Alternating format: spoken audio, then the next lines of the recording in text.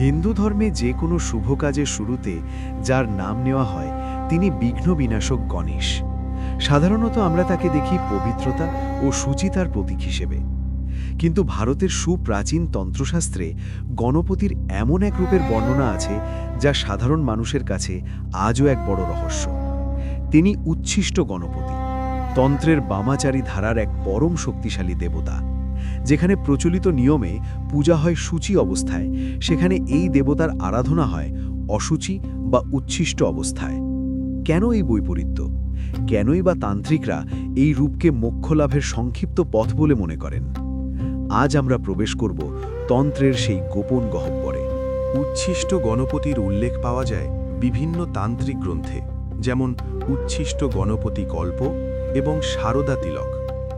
গণপতির যে ৩২টি রূপের কথা শাস্ত্রে বর্ণিত আছে, তার মধ্যে উচ্ছিষ্ট গণপতি অষ্টম বা নবম স্থানে আসেন। তন্ত্রমতে যখন জগৎ ঘোর অন্ধকারে ডুবে যায় এবং সাধারণ সাধনা যখন ফল দিতে ব্যর্থ হয়, তখন সাধক এই উগ্র ও অতি শক্তির আশ্রয় নেন। বৌদ্ধ ও হিন্দু উভয় তান্ত্রিক পরম্পরাতেই এই রূপের গুরুত্ব অপরিসীম। উচ্ছিষ্ট গণপতির রূপটি ধ্যানমগ্ন হয়ে লক্ষ্য করলে এর গভীর অর্থ বোঝা যায়। বর্ণ: তিনি নীল বর্ণের, যা আকাশের মতো অনন্ত এবং অগাধ গভীরতার প্রতীক। সাথী: তার বাম উরুর ওপর আসীন থাকেন দেবী শক্তি। এটি পুরুষ ও প্রকৃতির মিলন এবং ব্রহ্মাণ্ডের সৃজনশীল শক্তির বহিঃপ্রকাশ। হস্ত ও আয়ুধ: তার ৪ বা ৬ হাতে থাকে পাশ, বন্ধন, অঙ্কুশ, নিয়ন্ত্রণ, নীলপদ্ম, জ্ঞান এবং ডালিম ফল। এই ডালিম ফলটি হল সৃষ্টি বা বীজের প্রতীক। মুদ্রা: অনেক ক্ষেত্রে তাকে স্পর্শ মুদ্রায় দেখা যায়, যা তন্ত্রে মৈথুন বা পরম সংযোগের একটি সূক্ষ্ম ইঙ্গিত দেয়। এই রূপ আমাদের শেখায় যে কাম বা বাসনা ত্যায্য নয়, বরং একে সঠিক পথে পরিচালিত করে ঈশ্বর লাভ সম্ভব। এখন প্রশ্ন জাগে, উচ্ছিষ্ট বা ইটো কেন? তন্ত্রশাস্ত্রের অদ্বৈত দর্শন অনুযায়ী এই মহাবিশ্বের সবকিছুই পরম ব্রহ্মের অংশ।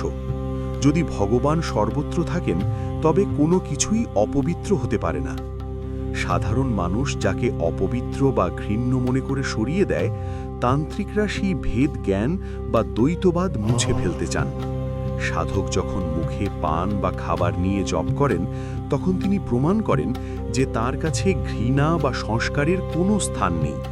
তিনি লৌকিক সুচিতার ঊর্ধ্বে উঠে একমে বা দ্বিতীয়ম সত্যকে স্পর্শ করতে চান। এটি আসলে মনের অহংকার এবং সামাজিক সংস্কার বিসর্জনের এক কঠিন পরীক্ষা। যদিও উত্তর ভারতে এই সাধনা অত্যন্ত গোপন, দক্ষিণ ভারতে কিন্তু উচ্ছিষ্ট গণপতির বেশ কিছু ঐতিহাসিক মন্দির রয়েছে। তামিলনাড়ুর তিরুনেলভেলি জেলায় তাম্রপর্ণী নদীর তীরে অবস্থিত একটি মন্দিরে উচ্ছিষ্ট গণপতিকে প্রধান দেবতা হিসেবে পূজা করা হয়। সেখানে দেখা যায় সাধারণ ভক্তরাও অত্যন্ত ভক্তিভরে তার আরাধনা করেন। তবে তান্ত্রিক ক্রিয়াগুলি মন্দিরের গর্ভগৃহে অত্যন্ত গোপনেই সম্পন্ন হয়। তন্ত্রের এই পথ অত্যন্ত পিচ্ছিল। একে বলা হয় অশিধারা ব্রত বা খড়গের ধারের উপর দিয়ে চলা। উচ্ছিষ্ট গণপতির মন্ত্র অত্যন্ত শক্তিশালী এবং দ্রুত ফলদায়ী ঠিকই, কিন্তু যথাযথ দীক্ষা এবং গুরুর নির্দেশ ছাড়া এই সাধনা করা বিপজ্জনক। মানসিক ভারসাম্য হারানো বা অনিষ্ট হওয়ার সম্ভাবনা থাকে যদি সাধক কেবল জাগতিক লালসা মেটাতে এই পথে পা বাড়ান।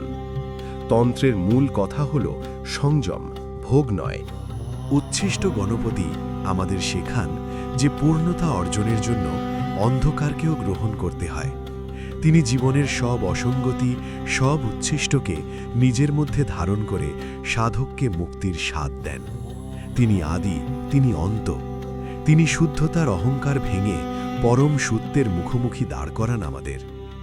রহস্যময় এই দেবতার আশীর্বাদ কেবল তখনই পাওয়া যায় যখন মন থেকে সব ঘৃণা আর বিচার মুছে যায়।